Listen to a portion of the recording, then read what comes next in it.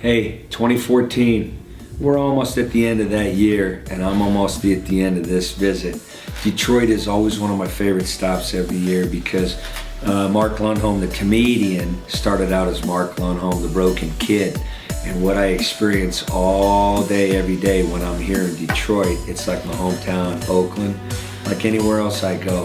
The broken kids grow into broken adults and raise kids trying not to break them.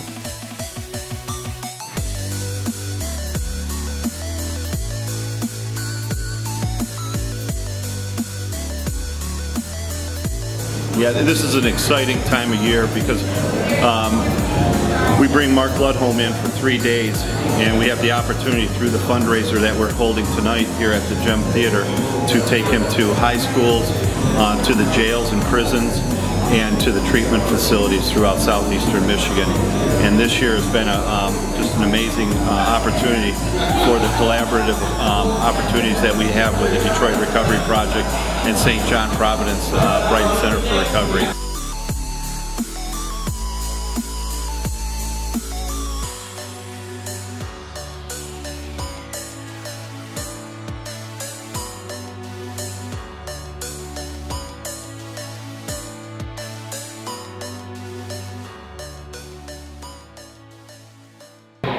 Hi, my name is Elizabeth Reeder. I'm the Program Director for Milford Counseling and the co-founder of RADIO. RADIO stands for the Regional Anti-Drug Education and Outreach.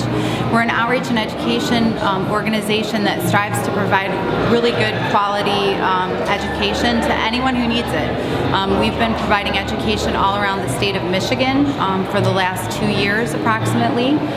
We're here at this event tonight sponsoring and hoping to look forward to listening to some comedy. I'm Luther Burton. I'm here today to support Andre Johnson and the recovery community from Project Safe Campus, which is an initiative of Crime Stoppers.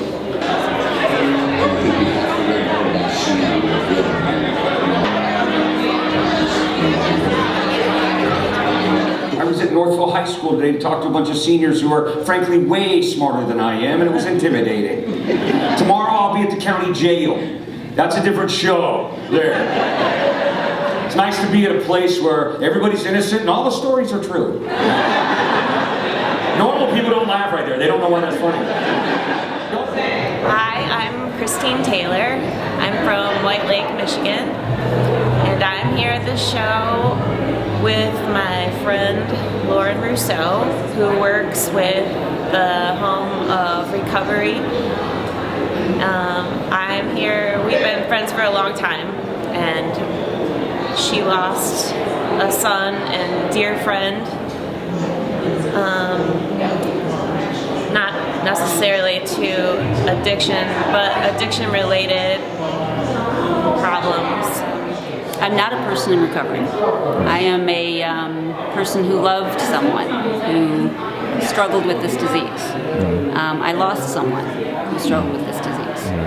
A young man who was like a son to me. I was his legal guardian, and we wrestled with his addiction to heroin for a couple of years, and he died at the age of 19. I'm a supporter for people who's coming out of sobriety. I know Mr. Andre Johnson. I've been knowing him for about 22 years, and I understand what he stands for. The structure in his program for people who's trying to actually make change in their life based on narcotics or alcoholism, and which is a big problem that we have nowadays. And it just don't end there. I mean, even in the pharmaceutical, people are abusing pills. I'll settle for some herb. I just want better. Because my best got me loaded, locked up, locked down, locked out. My best, the best I could do, my best thinking, 28-day detox with a 6-month long-term recovery center right after that. Got me a whole bunch of jail in the 80s. My best thinking got me to meet people like you. Good evening. My name is Mayor DeAndre Wyndham, the mayor of the great city Highland Park, the capital of Detroit. And we're here tonight for a very extravagant celebration, Detroit Recovery Projects annual gala, and Andre Johnson, which is a very good friend of mine, invited me out, and I'm here, and I've been supporting the initiative for about 6 years now. So I was on city council, and I met Andre, and he came over to Highland Park and wanted to do some work in the city, and he opened up a home in the city of Highland Park, and I was the council member that welcomed him with open arms to come on into the city and roll up his sleeves and let's start doing some work in the city of Highland Park.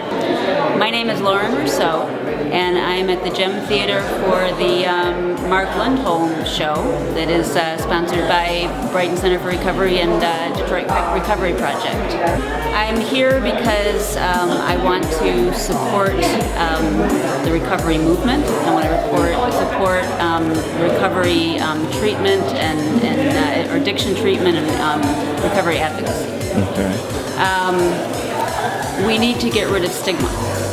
And a way to get rid of stigma is for the general public to become more aware of people in recovery, to become better educated regarding the disease. And I think that removing the stigma from it will allow for more support for recovery from the community, more dollars for treatment, and will allow people who are struggling with this disease to feel more comfortable seeking treatment. Hi, my name is Felicia Watson, and I'm here at the Detroit Recovery Project's dinner and theater event today here in the city of Detroit downtown. Freedom starts with forgiveness. Forgiving my father prevented me from becoming my father. He would hit you so hard, he'd knock you out. You'd black out as a kid, 4, 5, 6. And come to, and everything would be ruined. And other kids would be crying now because he paid attention to them. My dad was a rapist. Recovery is a second chance. I believe that everyone deserves redemption. And life isn't about how your entrance, but it's about your exit. And so recovery gives people an opportunity to change their odd. On the tipping point between active addiction and recovery, I guess be positive and see what your future can be. Right. Realize that you are worth more than the path you're thinking about going down. And your future can be great. So choose recovery. What I would say to them is that you deserve it. You deserve your best. And as Mark said today, you're better than that, and you deserve to give yourself your very best. There's help, and nobody can do it alone. And there are places and people out there in the world that would love to help you without judgment. Most of them have been in a recovery situation themselves, and all you gotta do is ask, and you will be surrounded with love and support. What I get to see as I work is I work with people like Detroit Recovery Project and places like Brighton Center for Recovery, and the men and women who work for those places, I can't do enough for. Every day they're on the front lines of a disease that kills more people than car accidents, cancer, and war combined. Every day they're on the front lines. And I get to sound like a good guy for an hour because they worked all week. Okay, my name is Kathy Gitson. I'm the program supervisor of the Domestic Violence Transition Program here at William Dickinson Detention Facility in Wayne County. Okay, my name is Deb Borey. I'm the clinical supervisor of the Domestic Violence Program here as well as Dickinson Detention Center in Wayne County. What if I told you that the thing we have in common is that we have a birth defect? We have a birth defect, FTW. What if I told you that was our first thought wrong? What was your first thought when I wrote this? About the world. Well, today we were told we were having a guest come out and it was going to be a comedian, but we didn't realize how much treatment worthy his comedy was. And just in a little wrap up I was doing with the men in there, they were just, as we say in here, fired up because they felt excited, their endorphins were going, they were looking at themselves and they're thinking, yeah, I can change, I will change, there's opportunities for me when I leave out of here. You know, I mean, they're excited up in there. It's got a whole lot better in the movie. Right. He brought information to him that just really magnifies what we talked to him about. Exactly. About changing their thinking, and if they get their mind right, that everything else will fall into place. And so he definitely brought that message to them. I feel stupid for having a disease that's not my fault. I feel stupid for acting on a disease. This is a mental illness. First thought wrong, first thought criminal, first thought inappropriate, first thought destructive, first thought needy, greedy, feed me, first thought me, first thought mine, first thought not you, first thought anything but honest. That's it. I love that first thought, you know, because we just yesterday we did what we call thinking matters, where we allow the client to stop and examine, you know, their thought patterns and how they could possibly change them for a healthier outcome. All the shows we did this week, all the people we talked to, all the audience members who talked to me after the show, I couldn't have been treated better. Hospitable, responsible, acceptable. At the jail this week, at the county jail, those guys stood and talked, and a lot of them wanted to shake my hand. And I'm not sure they get accused of being friendly very often. So.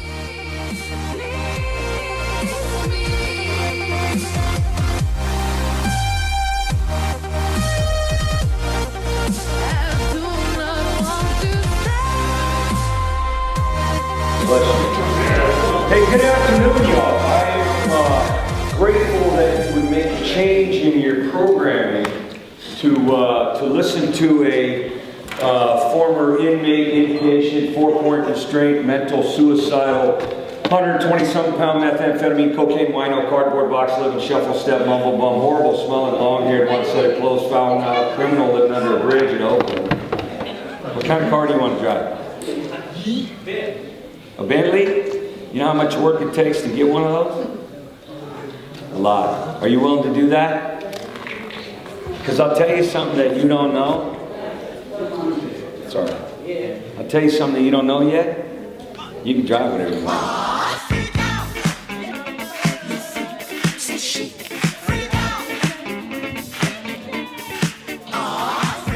This is my third show today. Thank you, my friend. You look great tonight. Recover. And I'm a heterosexual. You look great tonight. See, this disease, addiction, doesn't care about sex or finance, romance, circumstance, ambulance. It don't care how you got delivered to its front door. Addiction. It doesn't care about any of the societal distinctions and separate barriers we have to cross when it comes to skin tone or eye color or heritage or IQ or zip code. It doesn't care what kind of hood ornament was on the car you last drove or stole. See, normal people don't laugh at that, even compared to some of the street stuff that was on the street. So, dysfunctional? Yeah, I'm the oldest of 5 kids. In our house, ADD stood for all different dads.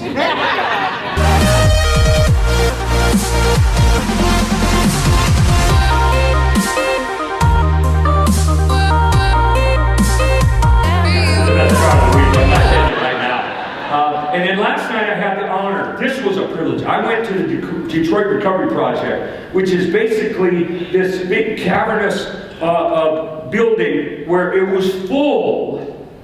There weren't a lot of people there, but it was full of hope and energy and support and connections. We didn't care about color, we didn't care about IQ, we didn't care about sobriety length, we didn't care about clean time, we didn't care about all those things that society uses to separate us so they can count us, market to us, and use us to vote. They didn't do any of that last night. I was one of the only white people in the room, but hey, I've been baking at the bar mitzvah many times, you know what I mean? This disease, addiction, This disease, alcoholism, this disease, codependency, which we don't call a disease. Codependency's got a lot of glorious, bright, shiny object names. Codependency's got names like marriage, commitment, parenting, support. We're here for you. Yeah, wish you were gone. Now, codependents, God bless them, I love them. I love the Al-Anons. Love codependents. They make great co-signers. Big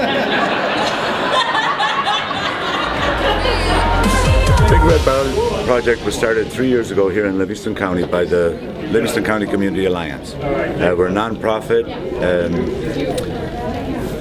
project that is into substance abuse, substance prevention, educating our youth and our parents and our grandparents. And the Big Red Barrel is a program that we started 3 years ago, as I said, to take our unused prescription medications off the streets, because that is the gateway to heroin for our youth in our community. Well, recovery means going out and being able to go out on a night like this with my wife and have a good time without substance abuse, without alcohol abuse, acting like a normal person. Was that a bunch of fun? We did a workshop. I did an hour and a half, hour and 45-minute workshop for the families of the residential clients, they call them. Some people refer to them as just inmates, which is what they are. So look at the white man people, you know. But I don't think it's necessary to be afraid of what we suffer from. If we can look at with a little bit of perspective and not be burned by the fire, but be warmed by the information it creates, we get to go from dysfunctional to this functional family. We get to do that. We have doorways to walk through with conversations, but the families can work together. We did that today. We get to recognize something for the ugly truth it is, so that we don't have to believe the lie that it was. What is recovery? Oh man, recovery is an entirely new way of living. It's a transformation. How was that? It's a transformation from living in darkness to living in light. If you're addicted to it, you're addicted to all of it. You're addicted to sugar, and you're addicted to work, and you're addicted to working out, and you're addicted to lazy, and you're addicted to, you know, anything chemical that feels better than not being spiritual. Those are my two choices every morning, spiritual or chemical. Service or self. Relapse or recovery. Very simple process. The pickup line in AA is sharing it, so you want to have coffee? I had a great time. I'd love to come back. In fact, if I'm sober, I'll be back. And the work that we did here, I think will go on into 2015. That's pretty much all we can ask for.